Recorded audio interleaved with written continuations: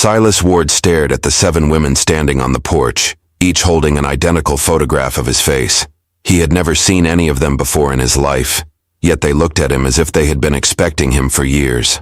The oldest woman, with silver hair braided down her back, stepped forward and smiled like she was greeting an old friend. The younger ones whispered among themselves, pointing between him and the pictures in their hands. This made no sense. He had inherited this ranch from a grandfather he barely remembered, and the lawyer said it had been abandoned for decades. The woman with silver hair spoke first. "You're late, Silas. We thought you might not come at all." Her voice carried the weight of someone who had been waiting far too long for something promised. The other women nodded in agreement, their eyes never leaving his face.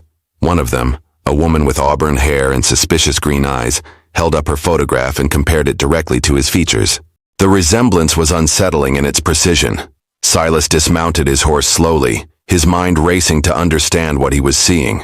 The ranch house looked well maintained, not abandoned as he had been told. Smoke rose from the chimney, and clean laundry hung on lines stretched between posts. These women had been living here, caring for his property, waiting for him with photographs they should not possess. "Ma'am, I think there's been some kind of mistake. I just inherited this place. I don't know how you have those pictures, but I've never been here before." The silver-haired woman's smile faded slightly, replaced by something that looked like pity. "Oh, child, there's no mistake. Your grandfather told us you would say exactly that." She gestured to the other women, who began moving closer, still clutching their photographs. "He said you wouldn't remember, wouldn't understand at first, but you will." Another woman, younger with dark hair and calloused hands, spoke up. "He promised us you would come when the time was right. He promised us you would take care of what he couldn't finish." Her voice carried an edge of desperation that made Silas take a step backward toward his horse. The photographs troubled him most. They were not old daguerreotypes or faded images. They were clear, detailed pictures of him as he looked right now, not as a child or younger man. Someone had given these women recent photographs of him. Someone who knew he would be coming here. Someone who had planned this entire encounter. The woman with auburn hair finally spoke, her voice sharp with suspicion. "You look exactly like the picture, but you could still be lying. How do we know you're really him?" She held up her photograph again, studying his face with the intensity of someone examining evidence. Anyone could claim to inherit a ranch. Anyone could ride up here with a story. Silas felt the weight of their collective gaze, the pressure of expectations he could not understand. 7 women, 7 identical photographs, 7 pairs of eyes that seemed to know secrets about his life that he did not know himself. The lawyer had mentioned nothing about caretakers or residents. He had said the ranch was empty, waiting for its new owner. But as he looked at the well-maintained property and the women who clearly belonged here, Silas realized that everything the lawyer had told him was either incomplete or deliberately false. These women knew something about his grandfather, about his family, about him. Something important enough to wait for. Important enough to keep photographs. Important enough to maintain a ranch for years without any legal claim to it. The silver-haired woman stepped closer, her eyes studying his face with the same intensity as someone reading a familiar book. "Your grandfather said you would be confused. He said you would need time to understand what you've inherited." Her voice dropped to almost a whisper. "But time is something we don't have much of anymore." The woman with auburn hair crossed her arms and fixed Silas with a stare that could have cut through leather. "If you're really him, then you'll know about the letters. Your grandfather said you would bring the letters."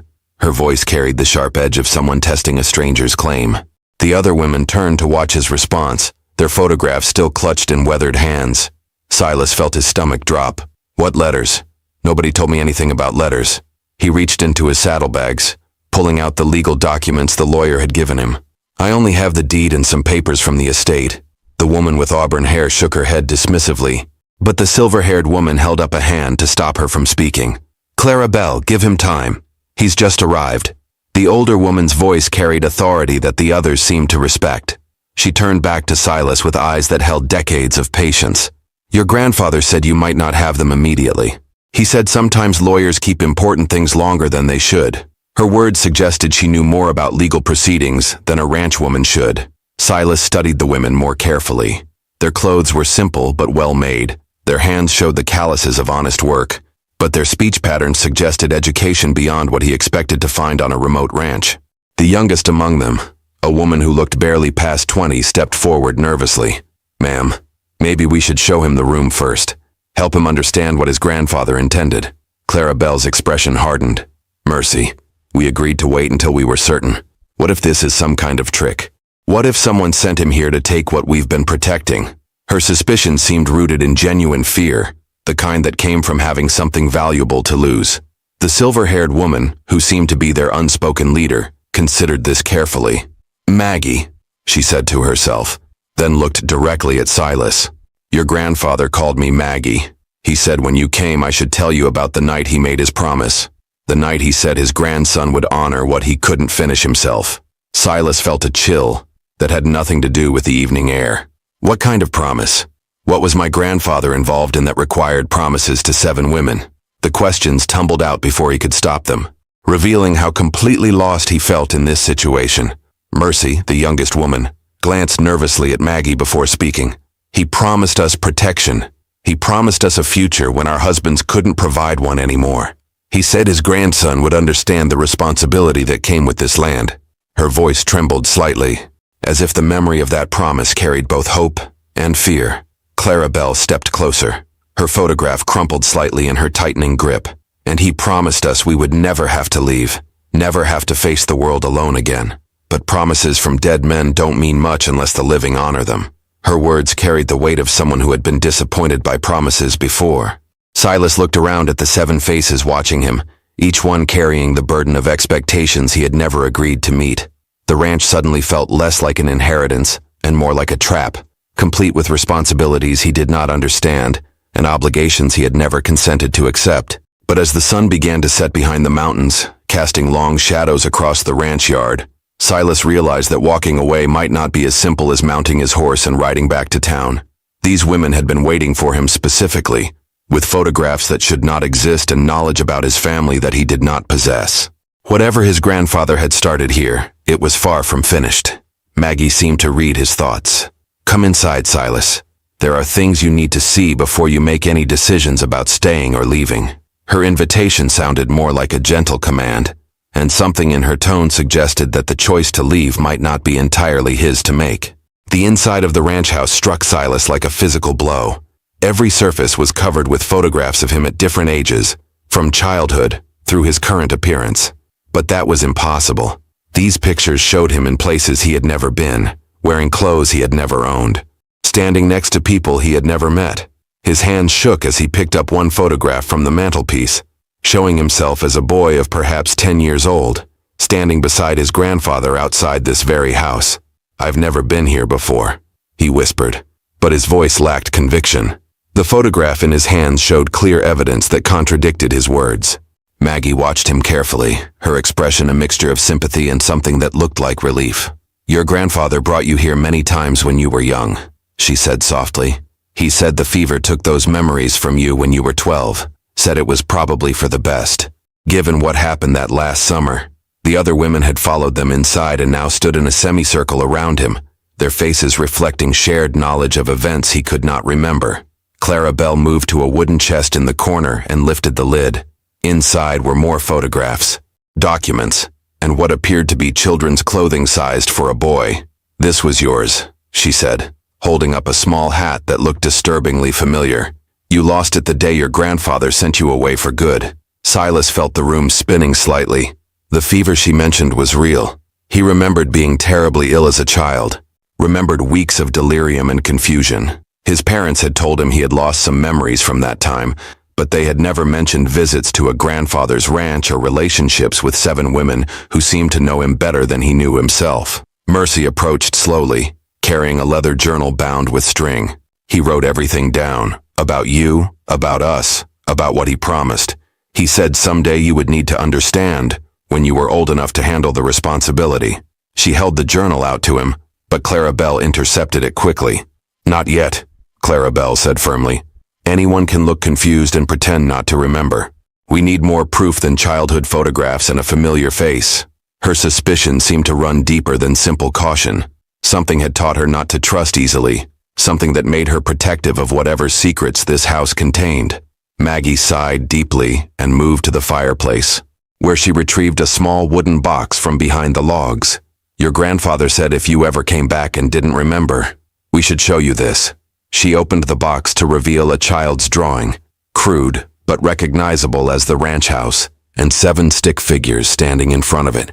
At the bottom, in a child's unsteady handwriting, were the words, "My friends at Grandpa's house." The drawing hit Silas harder than the photographs had. He could almost remember making it, could almost feel the pencil in his small hand as he carefully drew each figure. But the memory remained frustratingly just out of reach, like trying to grasp smoke. "The last time you were here," Maggie continued, "you promised us you would come back when you grew up. You said you would take care of us like your grandfather did." Her voice carried the weight of a promise made by a child, but expected to be honored by a man. Silas set the drawing down carefully, his mind reeling with implications he was only beginning to understand. These women had been waiting for him to return and fulfill a childhood promise he could not remember making. But more troubling than his forgotten memories was the question of why 7 grown women would build their entire lives around the promise of a child. "What happened to your husbands?" he asked suddenly, the question emerging before he could consider whether it was appropriate. The room fell silent, and the expressions on the women's faces shifted to something darker, more guarded. Clara Belle's jaw tightened visibly. "That's not a story for your first night back," she said, but her tone suggested it was a story that would need to be told eventually. The sound of approaching hoofbeats cut through the evening silence like a blade through fabric. All 7 women immediately tensed, their faces draining of color as they moved away from the windows. Maggie grabbed Silas by the arm with surprising strength, her fingernails digging into his sleeve. "They're early," she whispered, and the fear in her voice was unmistakable. Clara Belle was already moving toward a rifle mounted above the fireplace, her movements quick and practiced. "How many?" she asked tersely, and Mercy peered carefully through a gap in the curtains. "3 riders," Mercy reported, her voice barely audible. "Same ones as last month." The other women began moving with obvious familiarity, extinguishing lamps and securing doors with the efficiency of people who had done this many times before. Silas felt completely lost in the sudden transformation of the house, from a place of mysterious welcomes to what appeared to be a fortress under siege. "Who are they? What do they want?" But even as he asked, he suspected the answer would be connected to whatever had happened to the women's husbands. "Land speculators," Maggie said through gritted teeth. "They've been coming around for months, making offers that sound generous but aren't really offers at all. They want this ranch and they've made it clear that 7 women living alone shouldn't expect to keep it much longer." Clara Belle checked the rifle's ammunition with hands that remained steady despite the obvious danger. "Your grandfather kept them at bay while he was alive. They respected his reputation, feared what he might do if they pressed too hard. But with him gone," she didn't need to finish the sentence. 7 women alone on a remote ranch were vulnerable in ways that a respected rancher had not been. The hoofbeats grew closer, and Silas could now hear voices calling out from the darkness. "Ladies, we know you're in there," came a rough voice that carried the confidence of someone accustomed to getting his way. "We've got some papers you need to see, some business to discuss." Mercy moved away from the window, her face pale with fear. "They've never come this late before. Something's changed." Her words carried implications that made Silas's stomach tighten with apprehension. "What kind of papers?" Silas asked, but Maggie was already moving toward the back of the house, gesturing for the others to follow. "The kind that don't matter much if you can't enforce them," Clara Belle said grimly. "The kind that say this land belongs to people who have never worked it, never lived on it, never cared about anything here except what they can take from it." Another voice from outside, different from the first but equally threatening, called out with mock politeness. "We know you've been expecting someone, ladies. Heard tell someone inherited this place. Why don't you introduce us to your new friend?" The women exchanged glances that communicated volumes without words. Somehow the men outside knew about Silas's arrival, knew about the inheritance, knew things they should not have known unless someone had been watching the ranch or talking to people in town. Silas felt the weight of responsibility settling on his shoulders like a heavy coat. These women had been waiting for him, not just because of childhood promises or forgotten memories, but because they needed protection from men who would take their home by force if necessary. His grandfather's promises had been about more than sentiment or family obligation. They had been about survival. "Your grandfather told us you would know what to do," Maggie whispered, her eyes reflecting both hope and desperation. "He said you would be strong enough to stand up to them, smart enough to find a way to protect what he couldn't protect anymore." But Silas had never stood up to anyone in his life, had never been in a situation where violence was a real possibility, had never been responsible for protecting anyone but himself. The men outside were experienced at intimidation, and worse, while he was a man who had inherited problems he did not understand, and responsibilities he was not prepared to handle. The voices outside grew more insistent, and someone began testing the strength of the front door. Clara Bell raised the rifle to her shoulder, her finger resting lightly on the trigger. "They've never tried to force their way in before," she said quietly. "Your being here has changed something, made them desperate or bold or both." Silas realized with growing dread that his arrival had not solved the women's problems, but had instead accelerated them toward a confrontation that none of them might survive. The banging on the front door grew more forceful, accompanied by the sound of spurs jangling as the men moved around the house, testing windows and looking for weak points. Silas moved to the window and peered through a gap in the curtains, getting his first clear look at the three riders. They were exactly what he had expected. Hard men with guns worn low on their hips and the kind of confidence that came from never being told no. "We can do this easy or hard, ladies," the leader called out, his voice carrying the casual threat of someone accustomed to getting his way through intimidation. "But we're not riding away empty-handed tonight. Time's up on being neighborly about this."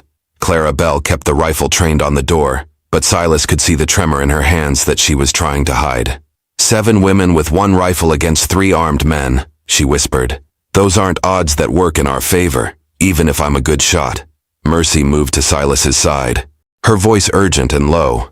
"Your grandfather had agreements with these men, understandings that kept them away, but those agreements died with him.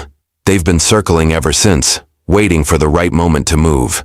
"What kind of agreements?" Silas asked. But the sound of breaking glass from the back of the house cut off any answer. One of the men had found a window with a loose latch, and the sound of boots hitting the floor inside the house sent the women into immediate action. Maggie grabbed a heavy iron poker from beside the fireplace, while the other women positioned themselves with whatever weapons they could find. But Silas realized that this confrontation would end badly for everyone, unless someone changed the dynamics of the situation. "Stay here," he told them, moving toward the front door before anyone could stop him. Clara Bell tried to grab his arm, but he was already lifting the heavy wooden bar that secured the entrance. "Don't be a fool," she hissed. "They'll kill you just for being here." But Silas had made a decision that surprised even himself. These women had been waiting for him, believing he would protect them, trusting in promises made by a grandfather he barely remembered. He might not remember his childhood visits or understand the full scope of what he had inherited, but he could not stand by and watch while these men terrorized people who had looked after his family's property. He opened the door and stepped onto the porch, facing the 2 men who remained outside while their companion worked his way through the house behind them. The leader was a big man with graying hair and scars that told stories of previous conflicts. His hand rested casually on his gun, but his eyes were calculating as he studied Silas. "Well, well," the man said with a smile that held no warmth. "The heir apparent finally shows up. We were starting to think you might be smart enough to stay away." His tone suggested that arriving had been a mistake that Silas would soon regret. "This is my property," Silas said, hoping his voice sounded more confident than he felt. "You're trespassing." The second man, younger but no less dangerous, laughed harshly. "Your property? Boy, you don't know the first thing about what you've inherited or what it's going to cost you to keep it." His words carried implications that went far beyond simple land disputes. From inside the house came the sound of furniture being overturned, and the third man's voice calling out, "Nothing in the back rooms, boss. But I found something interesting in that chest they keep locked." The leader's smile widened, and Silas felt his stomach drop as he realized that whatever was in that chest was something the women had been desperate to keep hidden, something important enough to fight for, something valuable enough to risk their lives protecting. "Now we're getting somewhere," the leader said, his hand moving closer to his gun. "Why don't you step aside, son, and let us have a proper conversation with the ladies about what they've been keeping from us." The third man emerged from the house carrying a leather satchel that he held up triumphantly. "Found it hidden under some old quilts," he announced, "just like we thought it would be." The satchel looked official, the kind used by banks or legal offices, and the way the women's faces went pale when they saw it told Silas that its contents were significant. "Give that back," Clara Bell said. Clara Bell, stepping onto the porch with the rifle still in her hands. "That doesn't belong to you." but her voice carried the desperation of someone who knew she was already too late to prevent a disaster. The leader opened the satchel and pulled out a handful of papers, his grin widening as he scanned their contents. Deeds, transfer documents, contracts signed but never filed. He looked directly at Silas with satisfaction. Your grandfather was a clever man, son. Too clever for his own good, as it turns out. Silas felt pieces of a puzzle clicking together in ways he did not like. What are you talking about? What kind of contracts? The kind that transfer ownership of this ranch to 7 women who had no legal right to inherit anything, the leader said, waving the papers like evidence in a courtroom. The kind that were never properly witnessed or recorded because your grandfather knew they wouldn't hold up to legal scrutiny. Mercy stepped forward, her voice shaking but determined. Those documents are legitimate. He gave us this land in exchange for services rendered, for taking care of him in his final years. But even as she spoke, Silas could see the uncertainty in her eyes, the fear that perhaps the legal protections they had counted on were not as solid as they had believed. The younger man laughed harshly. Services rendered? Is that what you call it? 7 women living on a ranch with 1 old man? No questions asked about what those services might have been? His implication was clear and insulting, designed to shame the women into submission. Clara Bell raised the rifle slightly, her finger moving to the trigger. Watch your mouth, she said coldly. There are lines you don't want to cross. But the leader seemed unconcerned by the threat. 1 rifle against 3 guns, and you're standing on a porch with nowhere to run. I'd suggest you think carefully about whether you want to start something you can't finish. He folded the papers and tucked them into his coat. Besides, we're not here to hurt anyone. We're here to make you an offer. What kind of offer? Silas asked, though he suspected he would not like the answer. The kind where everyone walks away with something, the leader said. We take the ranch, file the proper ownership papers, and these ladies get enough money to start new lives somewhere else. Somewhere they won't have to worry about the past catching up with them. The mention of the past made several of the women exchange nervous glances, and Silas realized there were still secrets he had not uncovered, still pieces of this puzzle that remained hidden. Whatever had happened to bring 7 women to his grandfather's ranch, whatever had happened to their husbands, it was something these men knew about and were willing to use as leverage. Maggie stepped forward, her voice carrying a dignity that age and hardship had not diminished. And if we refuse your generous offer? The leader's smile faded, replaced by an expression that was all business.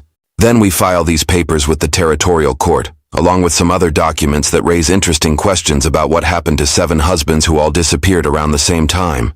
His words hit like physical blows, and Silas saw the color drain from every woman's face. You have 3 days to think it over, the leader continued, mounting his horse with casual confidence. 3 days to decide whether you want to take our money and disappear quietly, or whether you want to explain to a judge and jury how 7 married women all became widows in the same month.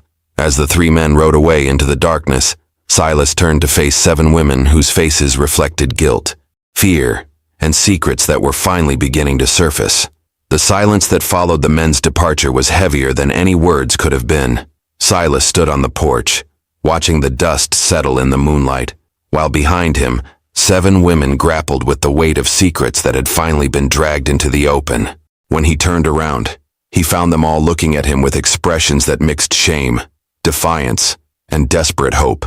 7 husbands, he said quietly, all disappeared in the same month. That's not a coincidence. His words were not an accusation, but they demanded an explanation that could no longer be avoided. Maggie sat down heavily in a wooden chair, suddenly looking every one of her years. Your grandfather saved us, she said simply. All of us. From men who should have protected us but chose to hurt us instead. Her voice carried the weight of memories that had been buried but never forgotten. Clara Bell set the rifle aside and faced Silas directly, her chin raised in defiance. My husband broke my arm twice and my ribs once. Said it was his right as a husband to discipline his wife however he saw fit. She rolled up her sleeves, revealing faded scars that told stories of systematic abuse. The day he threatened to start on my sister's children was the day I decided I'd had enough. Mercy nodded, her young face hardening with painful memories. Mine sold me to other men when he needed drinking money. Said a wife was property to be used however brought the most profit. Her voice remained steady, but her hands shook slightly as she spoke. One by one, the other women shared their stories. Husbands who beat them, who sold their children's food for gambling money, who brought violence and degradation into homes that should have been safe. 7 women who had reached the point where death seemed preferable to another day of abuse. Your grandfather offered us a choice, Maggie continued. He said there was a way to be free, but it would require courage and the willingness to leave our old lives completely behind. He said if we were brave enough to take that step, he would give us a home where no man could hurt us again. Silas felt his understanding of the situation shifting once more. What kind of choice? Clara Bell met his eyes without flinching. The choice to disappear, to let the world think we were dead along with our husbands, so we could start over where no one would look for us. Her words carried no regret, only the practical acknowledgement of what survival had required. The mine accident, Mercy said softly. It wasn't really an accident. Your grandfather knew the mine was unstable, knew it would collapse eventually. He just made sure it collapsed at the right time, with the right people inside. Silas felt the ground shifting beneath him as he grasped the full implications of what he was hearing. His grandfather had not just given these women shelter. He had helped them murder their abusive husbands and disappear, staging their deaths to look like a mining disaster that would never be questioned too closely. And now those men want the ranch because they know the truth, he said, the pieces finally falling into place. They know what happened, and they're using it to force you off the land. Maggie nodded sadly. Your grandfather kept them quiet while he was alive. They respected his reputation, feared what he might do if they tried to expose us. But with him gone, they see an opportunity to profit from our secret. Clara Bell stepped closer to Silas, her expression intense. So now you know what you've inherited. Not just a ranch, but the responsibility for protecting 7 women who killed their husbands to save their own lives. The question is whether you're man enough to honor that responsibility, or whether you'll take the easy path and let them destroy us. The weight of the decision pressed down on Silas like a physical force. He could walk away, let the women face whatever consequences came from their choices, and avoid becoming complicit in events that had happened before he even knew this place existed. Or he could stand with them, knowing that doing so would make him an accessory to murder and a target for men who were willing to kill to get what they wanted. But as he looked at their faces, weathered by hardship, but not broken by it, he realized that the choice had been made the moment he decided to honor a childhood promise he could not remember making. Silas spent the night reading through every document in his grandfather's papers, searching for something that could protect the women without requiring bloodshed. As dawn broke over the mountains, he found what he had been looking for, a letter addressed to him, written in his grandfather's careful handwriting, along with a second set of legal documents that the 3 men had not discovered. The letter explained everything. His grandfather had anticipated this exact situation, had known that after his death, the women would be vulnerable to exactly the kind of extortion they now faced. But he had also prepared a solution that required someone he could trust completely, someone who shared his blood and his sense of honor. When the 3 men returned on the 3rd day, they found Silas waiting for them on the porch. Alone, he held a leather portfolio in his hands and wore the expression of someone who had spent considerable time thinking about difficult decisions. Well, son, the leader said as he dismounted, I hope you've convinced the ladies to see reason. We'd hate for this to get unpleasant. Silas opened the portfolio and pulled out several official-looking documents. I've been doing some reading, he said calmly. Turns out my grandfather was even more careful about legal matters than you realized. The leader's confident expression faltered slightly as Silas held up a deed that bore territorial seals and witness signatures. This ranch was deeded to me not through inheritance, but through a legal transfer that took place 5 years ago. My grandfather sold it to me for $1, with the understanding that I would take possession upon his death. That's impossible, the younger man said, but his voice lacked conviction. We checked all the territorial records. Silas smiled for the first time since arriving at the ranch. You checked the records in the territorial capital, but this transfer was recorded in the Federal Land Office, which takes precedence over territorial filings. He handed the deed to the leader, who examined it with growing concern. Even if that's true, the leader said slowly, it doesn't change what we know about these women. 7 dead husbands is still 7 dead husbands. About that, Silas said, pulling out another document. I've been corresponding with the Territorial Marshal's office. Seems there's been some new evidence discovered about that mine collapse. Evidence that suggests those 7 men weren't victims of an accident, but perpetrators of a robbery that went wrong. The leader's face went pale as Silas continued. Turns out they had been stealing gold from the mine for months, weakening the support structures to cover their tracks. The marshal's office is very interested in recovering that stolen gold, and they're prepared to offer a substantial reward for information leading to its discovery. Clara Bell appeared in the doorway behind Silas, and her smile was sharp as a blade. We'd be happy to show the marshal exactly where those men hid the gold they stole. In exchange for the reward money, of course. The three men exchanged nervous glances as they realized their leverage had evaporated. The women were no longer vulnerable widows hiding a terrible secret. They were potential witnesses in a federal investigation, protected by law, and entitled to compensation for their cooperation. You can't prove any of this, the third man said desperately, but his words sounded hollow even to himself.